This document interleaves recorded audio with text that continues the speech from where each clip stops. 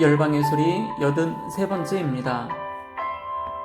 열방의 소리 이 시간을 통해 선교하시는 하나님을 묵상하시고 전 세계 선교를 위해 잠시 기도하시는 시간 되길 바랍니다. 오늘도 기도로 선교에 동참해 주십시오. 무슬림을 위한 기도 6번째, 성경과 코란을 함께 살펴보도록 하겠습니다. 성경과 코란의 저자 요아힘 그닐카, 그는 1953년 사제로 소품되어 1962년부터 1997년까지 독일 뮌스터 대학교와 뮌헨 대학교에서 성서 해석학 교수로 재직한 성서학의 세계적 권위자로 나세렛 예수 등 20여 권의 성서학 관련 저서를 내었습니다. 그의 책의 내용을 요약된 내용을 함께 살펴보면서 성경과 코란에 대해서 함께 살펴보도록 하겠습니다. 성경과 코란은 모두 구약 성서에 그 뿌리를 두고 있습니다. 코란을 읽는 기독교인들은 코란의 도처에서 성경의 역사와 성경의 인물들을 만나게 됨으로써 놀라게 됩니다. 코란은 예수가 하나님의 아들이라는 것을 인정하지는 않지만 예수를 선지자로서 대단히 높이 평가하고 예수에 대해 언제나 경외심을 가진 표현들을 사용합니다. 마리아에 대해서도 존경심을 표현합니다. 코란에서 예수는 11번에 걸쳐 그리스도란 이름으로 불리며 3차례에 걸쳐 예수 그리스도라고 호칭이 됩니다. 예수는 아브라함과 모세와 함께 성경의 인물들 가운데 코란에서 그 이름이 가장 많이 거명되는 인물입니다. 코란은 마리아의 처녀 임신에 대해서도 의심하지 않습니다. 그리고 무엇보다도 성경과 코란은 유일신을 믿는 종교를 대표합니다. 유대교와 기독교, 이슬람교는 유일신론적인 종교들일 뿐 아니라 그들은 동시에 아브라함을 신앙의 근원으로 생각을 하고 있습니다.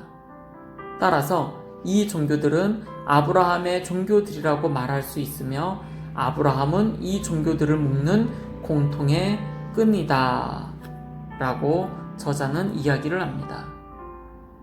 우리는 하나님이 한 분이라는 신앙 고백에서 아브라함에 의존하는 이 세 종교의 공통점을 발견한다. 그들의 하나님은 동일한 하나이다.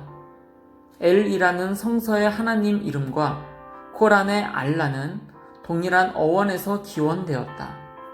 구약 성서에 의하면 다신교를 믿다가 유일신 하나님을 섬기게 된 아브라함의 족보는 이렇다. 아브라함과 그의 부인 사라 사이에는 자식이 없었다. 사라는 그녀의 이집트인 하녀 하갈을 아브라함에게 소개해 주어 그들 사이에 이스마엘을 낳게 된다.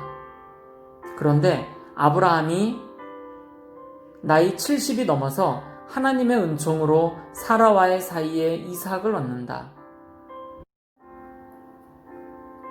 유대인들과 기독교인들에게 약속의 계보는 사라의 아들 이삭으로 이어지는 데 반해 무슬림들에게 있어서는 하갈의 아들 이스마엘로 이어진다.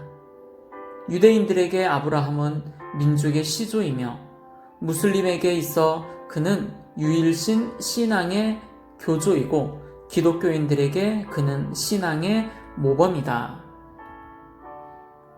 코란은 성경과 마찬가지로 세상을 하나님의 피조물로 본다. 알라가 하늘과 땅을 창조했다는 것이다. 알라는 이러한 선한 창조의 행위들 때문에 찬양되어야 한다. 세계를 하나님의 피조물로 이해하고 그러므로 하나님을 숭배하는 것은 성경과 코란을 묶는 또 다른 끈이다. 이처럼 코란에는 구약 성서의 내용들이 많이 포함되어 있으며 신약 성서 가운데 특히 공관복음서의 전승들이 많이 수용되어 있다. 코란이 성경의 내용을 받아들이기는 했지만 무함마드는 하나님에 의해 세상에 파송된 여러 선지자들 가운데 마지막 선지자인 자신에 의해 성경이 코란으로 대체되었다고 말한다. 따라서 무슬림은 성경에 관심을 가질 필요가 없다는 것이다. 성경과 코란의 결정적인 차이, 코란과 신약성서의 결정적인 차이점은 개인적인 관점과 구원론적인 관점에서 예수가 가지는 의미이다. 기독교 신앙의 핵심은 예수가 하나님의 아들로 그 안에서 하나님이 자신을 계시하셨다는 고백이며 예수의 십자가에서의 죽음과 부활을 통해 하나님이 우리에게 구원을 선물로 주셨다는 고백이다. 예수가 하나님의 아들임과 그를 통한 구원, 이 둘은 모두 신약성서의 책들을 통해 증언되는 기독교 신앙의 정수이다. 그러나 기독교의 핵심적인 본질인 이 두 요소들을 코란은 거부하거나 신랄하게 비판하기도 한다. 코란에서는 예수는 하나님의 아들이 아니라 하나님에 의해 파송된 여러 선지자들 가운데 중요한 한 명일 뿐이다. 예수는 마리아의 아들이며 알라께서는 아이를 갖지 않으신다는 것이다. 하늘과 땅의 창조자이신 그가 어디서 아이를 낳겠는가? 라고 코란은 반문한다. 무함마드는 예수의 처녀 탄생에 관해 전혀 의심하지 않지만 무함마드에게 있어서 예수의 처녀 탄생은 기독론적인 의미를 가지는 것이 아니라 단지 하나님의 창조 능력의 표현일 뿐이다. 그것은 하나님의 활동하시는 방식이며 하나님은 그가 원하시는 것을 창조하신다는 것이다. 고란과 성경은 하나님에 대한 이해에서도 결정적인 차이를 보인다. 성경의 하나님은 역사 속에서 활동하시는 분이다. 그는 절망적인 상태에 있는 인간들에게 도움을 베풀기 위해 자신을 계시한다. 그는 인간과 함께 역사에 참여하기를 원한다. 그러나 코란에서는 알라가 역사에 개입하지 않는다는 것이 시종일관 철저하게 강조되고 있다. 코란에서 하나님은 절대적인 초월자로 머문다. 인간은 코란의 하나님에게 근접할 수 있는 길이 없다. 무함마드는 인간이 하나님과 동일한 형상을 가지고 있다는 생각을 받아들이지 않는다. 유대인들과 기독교인들은 우리가 알라의 자녀들이며 그의 사랑을 받는 자들이라고 말한다. 그들에게 말하라. 그런데 왜 알라께서는 너희의 죄에 대해 너희에게 형벌을 내리시는가? 아니다. 너희는 알라께서 창조하신 인간이다. 그러나 이러한 차이에도 불구하고 이 책의 저자 요아힘 그닐카는 성경과 코란에는 기독교와 이슬람교 사이의 대화를 가능케 하는 두 가지 측면이 있다고 말한다. 하나는 아브라함에 대한 의존이다. 아브라함은 두 종교 모두의 신앙의 조상이며 이삭과 이스마엘은 비록 어머니는 달랐지만 아버지는 같았다. 두 번째 측면은 창조자 하나님에 대한 신앙이다. 이러한 신앙의 결과 기독교인들과 무슬림들은 모두 자신들을 하나님의 피조물로 이해하게 된다. 자신들이 피조물이라는 인식은 우리로 하여금 피조물에 대한 공동의 책임감을 가지게 한다는 것이다. 코란에서 분명히 예수가 그리스도라고 하는 분명한 표현들이 있습니다. 함께 기도할 때 무슬림들이 코란을 통해서 예수님을 알아가고 예수님이 유일하신 메시아이심을 믿을 수 있는, 믿게 되는 그런 역사들이 일어나기를 소망합니다.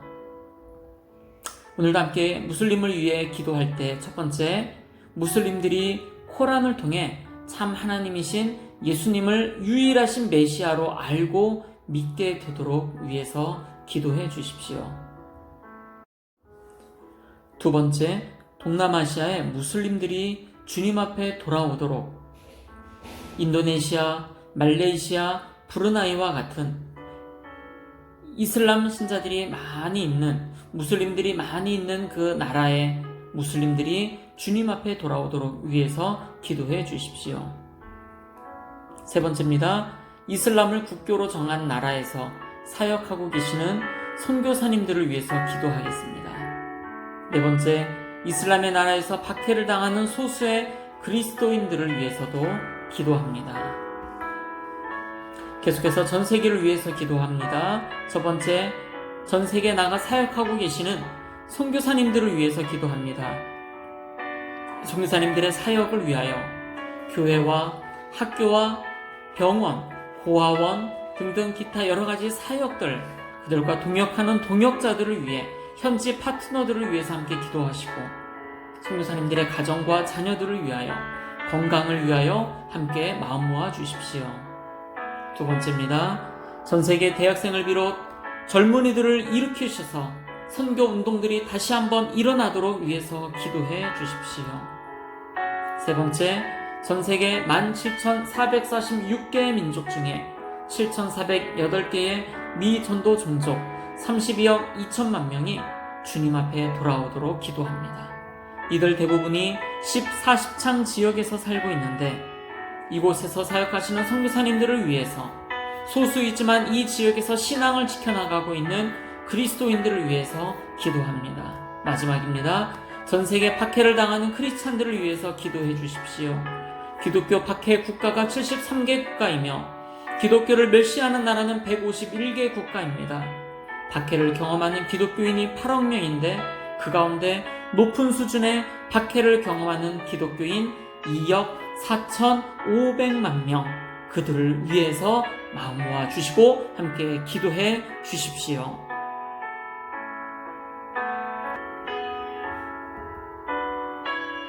전 세계 모든 곳에 선교의 운동이 다시 한번 일어나도록 젊은 크리스찬들에게 기도의 운동이 일어나고 전 세계 미전도 종족들이 주님 앞에 돌아오기를 위하여 함께 중보하며 기도하며 나아가겠습니다. 기도하시겠습니다.